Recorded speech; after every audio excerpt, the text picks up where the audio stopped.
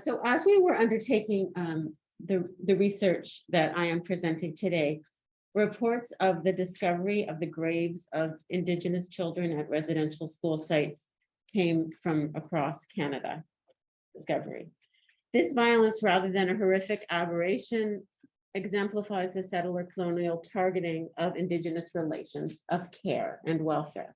And it is to those relations that Rebecca Hall and I turn in our paper, Excluding Care, the Core of Indianness and the Labors of Social Welfare, which is part of this larger project that Adam so kindly introduced, in which we focus on Canadian courts' application of the Core of Indianness concept in labor relations and employment standards cases, centering principally on union certification and unjust dismissal. So all of the cases that we analyze in this paper, broadly speaking, speak to employment in the sphere of social welfare, encompassing activities that contribute to the health, welfare, and care of people, with an emphasis on child welfare, care, and education. So in presenting our paper today, I'll first elaborate the context for our analysis, and then I'll delineate three distinct periods in the court's application of the core in child welfare cases from the 1980s to the present. During this time, there was a movement away from a broad understanding of the core of Indianness, one encompassing labor activities vital to social welfare, to a highly constricted view, and most recently, to a very divided conception. And I'll end with a few concluding thoughts on implications of these cases and the questions that our analysis raises. So as feminized labor, the care of Indigenous children must be contextualized vis-a-vis the gender of settler colonialism itself, specifically the ways in which Canada as a settler state has mobilized patriarchal and proprietary identitarian ideals in attempting to contain Indigenous identities and relations, that is to kin, to community, and to land. So historically and to the present, this containment has been quite evident in the gender dispossession inherent in the Indian Act of 1876. So under the Indian Act of 1876, an Indian was defined as any male person of Indian blood, a group excluding Inuit and Métis peoples belonging to a particular band.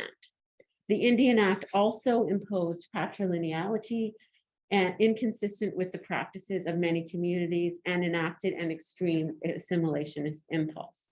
And while Indigenous women and their allies have made gains in reversing some of the gendered exclusions of the Act, gender discrimination persists, both under its auspices and through its socioeconomic, cultural, and legal legacies. The gendered exclusions of the Indian Act operate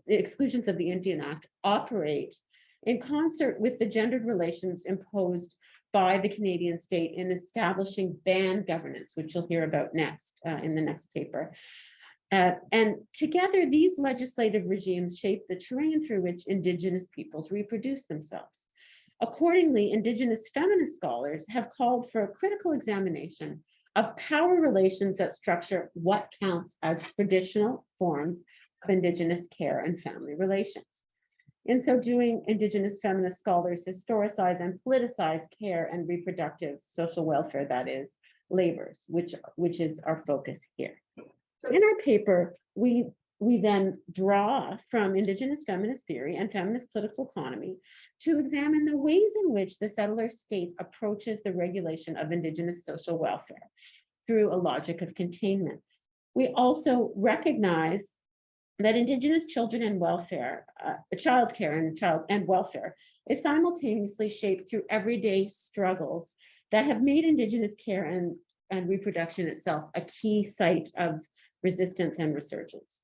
So accordingly, we read contemporary case law against a very long history of Canadian state interventions into care and welfare of Indigenous children and families, from residential schools up to the ongoing apprehension of Indigenous children by child services, oft cast, including by Cindy Blackstock, of the new residential schools. So I turn now to the first phase of labor and employment-related social welfare cases, in which debates over the core of Indianness figures centrally. So this phase comprised of a series of cases involving applicants attempting to secure minimum terms and conditions of employment, specifically unfair dismissal protection and/or protection from discrimination. In Capel Indian Residential School Council versus the CHRT, the Canada Human Rights Tribunal, this was the first social welfare case in which the decision hinged on a reading of the core of Indianness. The case involved a complaint filed by Public Service Alliance of Canada, or PSAC, alleging that the pay structure implemented by Capel Indian Residential School, the council, discriminated against female employees, contravening Section 7 of the Canadian Human Rights Act. And in response, the council argued that since the Canadian Human Rights Tribunal operated under federal law, it did not have jurisdiction to hear the complaint because the labor was in the provincial jurisdiction. At the crux of this case was whether the residential school and its programs, and hence program staff, so teachers, et cetera, were subject to employment standards and labor relations laws of the government of Canada. Like 4B, the court found that the focus should be on the character or the nature of the activity concerned, since the school, and you see the quotation here, since the school provided education grounded in Indigenous traditions for the purpose of maintaining and producing Indigenous culture. The school, quote, had additional courses in Cree language and Indian culture, end quote. Now, the federal court ultimately held, though, that the labor relations and employment standards problem fell within federal jurisdiction. That is under Section 9124 of the Constitution Act. And this left the Canadian Human Rights Tribunal with jurisdiction to hear the complaint.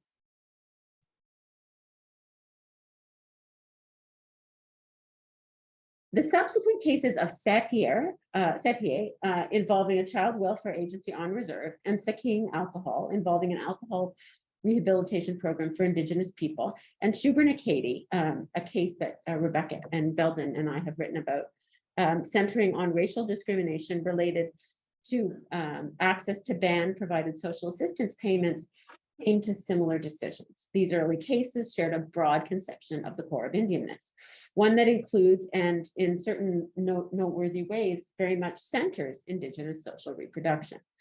In some respects, this inclusion of social reproduction was forward-looking. It provided the complainants, mainly Indigenous women in three of the four cases, with access to more robust protections of employment standards legislation at the federal level. At the same time, all four renderings ultimately express an approach to so-called Indianness grounded in an assumption of settler colonial jurisdiction. Accordingly, each case affirms and extends ongoing processes of containment of Indigenous relations. Now, in the cases to follow, this broad application is paradoxically narrowed considerably while upholding the aim of containment. So after the adjudication of these cases, there was a shift, a profound narrowing in the interpretation of the core of Indianness vis-a-vis social provisioning cases or social welfare cases. The beginning of the new phase is marked by the landmark Nil 2-0 case, in which employees of a First Nations child and family services provider attempted to unionize under provincial labor laws, and the employer objected on the basis of jurisdiction, arguing that its organization was federal. Now, Nil 2-0, a nonprofit child welfare organization, was formed by several First Nations to serve Indigenous clients on Vancouver Island. Not only are the children served by this organization Indigenous, Nil 2-0's programming is delivered through commitments to preserving and reproducing Indigenous modes of life. For example, programming includes a residential camp focused on rebuilding traditions, a youth justice initiative, and school support for Indigenous children having difficulties fitting into state-run schools and settler society. And so in 2006, the BC Government Service Employees Union, or the BCGEU, applied for union certification to the BC Labor Relations Board to represent non-supervisory employees of Nil 2-0. The employer, NIL 2.0, contested this application, claiming that the agency's operations fell within federal jurisdiction and hence were governed by the Canada Labor Code, making its employees ineligible for provincial union certification.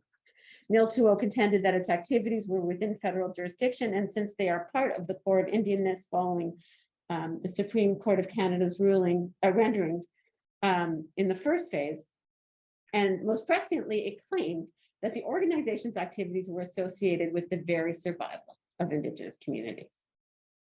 However, both the BCCA, the Court of Appeal in BC, and the Supreme Court of Canada ultimately found that NIL 2.0's activities fell outside of the core of Indianness.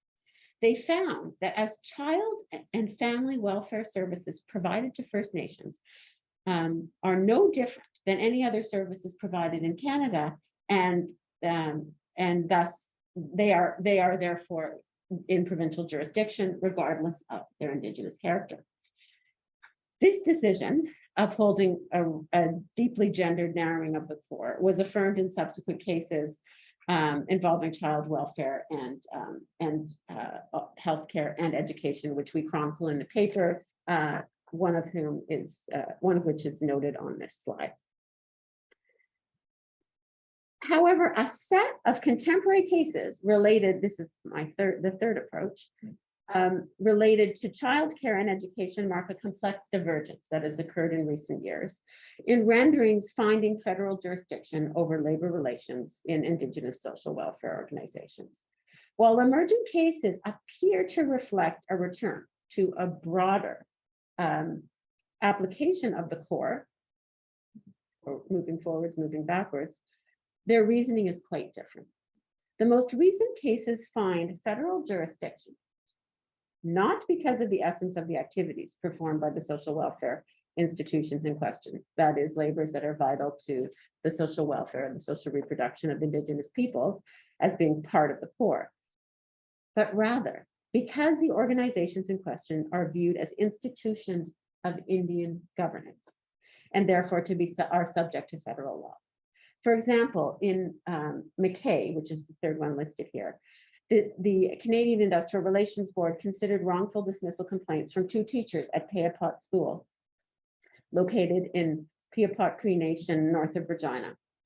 The Peapot School is owned and operated by the Peapot First Nation. However, taking an approach similar to the NIL 2.0 case, the respondent, Peapot First Nation, argued that the federal Canada Labor Code does not apply, as employment relationships in schools fall within provincial jurisdiction. In response, the board argued that because education is offered through band council governance, and here I quote, the school falls under the category of federal undertakings and is subject to the code, end quote.